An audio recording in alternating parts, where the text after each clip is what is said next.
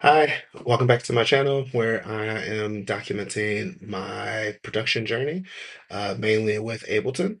In today's video, I am just going to be giving some background about my latest track called Plot Twist, which is available on SoundCloud with a free download, and you can get that link in the description if you're interested.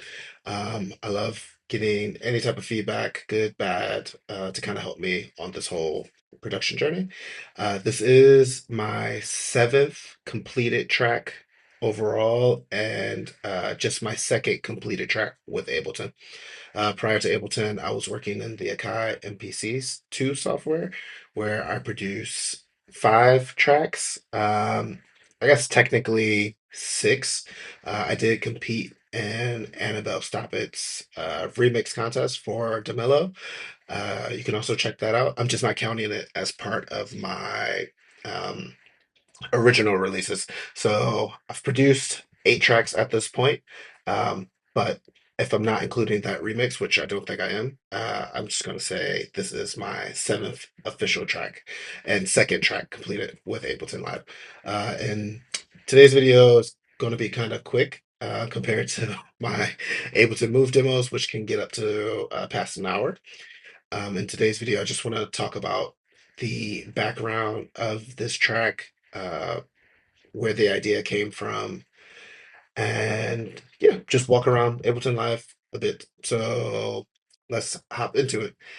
So, the name of the track actually gives some of it away, plot twist. So I've tried to put two different sounds or vibes into the same track, which is something I'm sure you hear across multiple genres. You do hear across multiple genres. I definitely do. You can hear that in hip hop. You can hear that in R&B.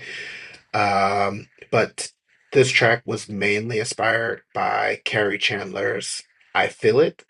Um, I really, really love this track that he made, and it took me quite a few listens before I realized that he switches the bass line about almost 3 minutes into the track. So I just want to play some of it so you can get an idea of what I'm actually talking about. So bring this over. So if we just start around, let's say here, I'm not going to play too much of it because I don't want to get flagged for anything. But let me just fade this in really quick. So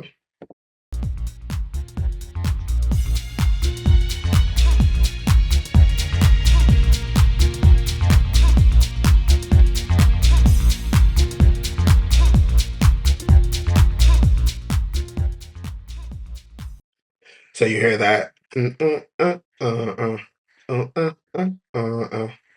And then later in the track, when you get to about 2 minutes and 40, just play it from here and you'll see.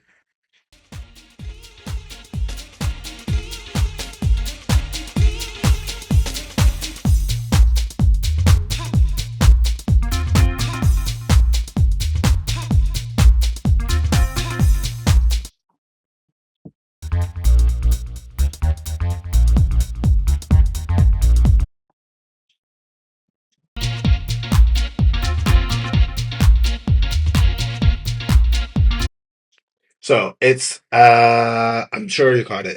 It's kind of I'm still getting lingo together with production, but I'm pretty sure those are just they're stabs with some low end. So I'm calling them a bass line, but I don't know if they're technically a bass line in the world of production, but I can hear the low end from them.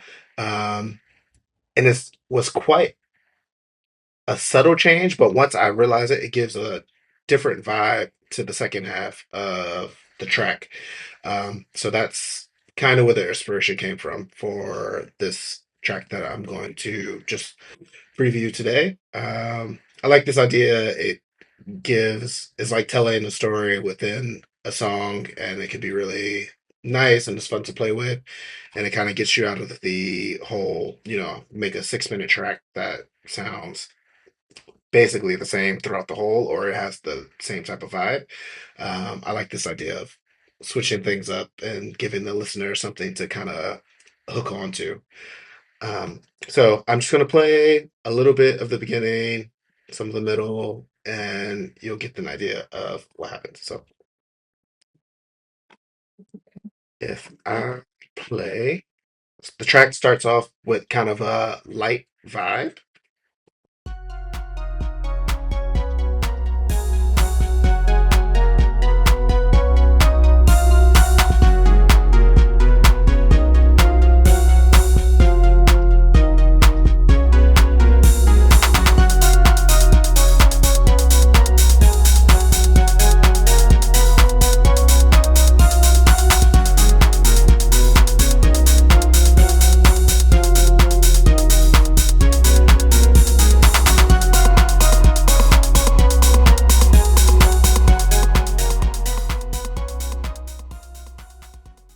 And now I have a vocal coming in on this drum rack.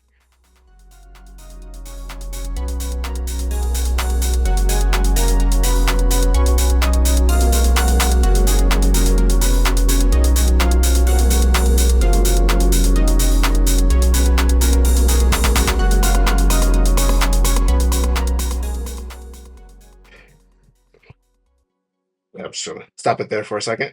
So yeah, this pad, or yeah, pretty much this is kind of like a pad here that's coming in on this. It's called a drum rack, but I just added a the stock vocal that comes with Ableton, um, and just shortened the loop. It kind of sounds like a pad, just playing in the background. It's very subtle, but I like how it flowed with this whole track.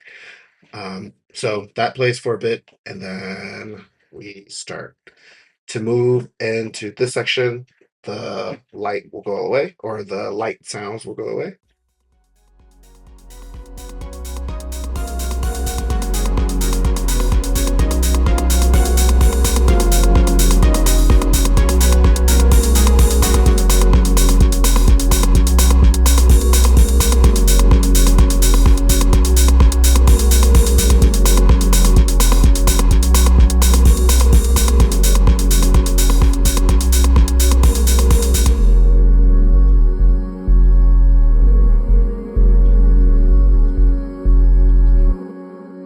Okay. So before I let that go in, hopefully you've realized that a change is coming.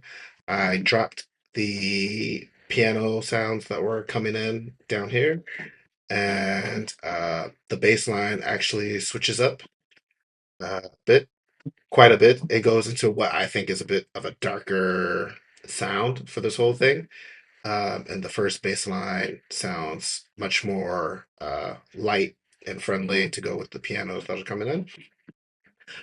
Also, if I don't know if you can hear it on the TV or phone, whatever you listen to, but if you have headphones on, uh, the drum rack is actually starting to pan a bit, left and right, because I have this pan 16th stutter down here on the bottom.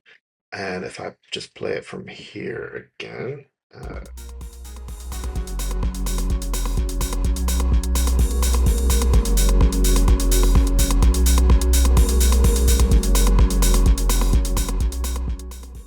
you can see I'm automating it a bit to come through. So now I'm going to let the whole big part come in, the change.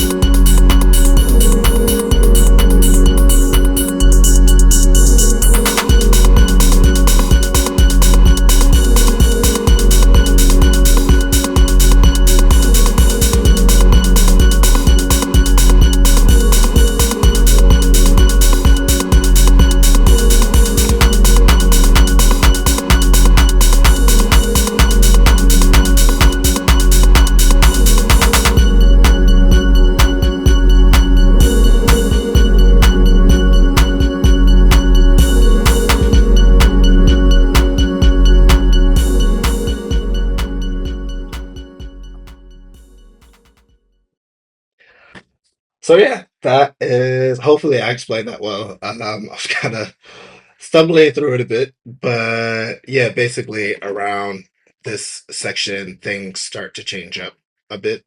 I switched the bass line. I dropped these light piano stabs for something that's just kind of repetitive and hard. Something you might, I guess you'll hear it in house music, but I guess I'm drawing from the techno stuff that I also really like. The sounds can be a bit harder, a bit darker. So I think that's probably what made my brain say, "Oh yeah, this is a good sound to go with it." So don't know how people will react to that, but I really like it. It feels like it gave it uh, something you might play at a festival, maybe to really get people hype and going. But yeah, I like this idea. This whole changing things up midway through and just kind of attention grabbing a bit.